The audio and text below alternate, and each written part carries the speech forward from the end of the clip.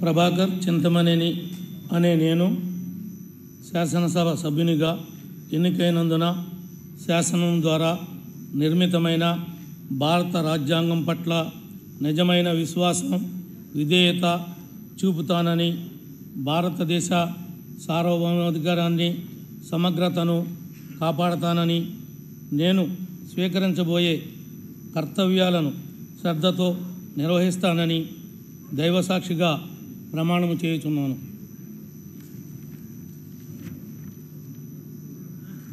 ఆంధ్రప్రదేశ్ శాసనసభ సభ్యుడైన ప్రభాకర్ చింతమనేని అనే నేను సభ నియమాలకు కట్టుబడి ఉంటానని, వాటిని అనుసరిస్తానని, సభా మర్యాదలను పాటిస్తానని, సాంప్రదాయాలను గౌరవిస్తానని దైవసాక్షిగా ప్రమాణం చేయుచున్నాను.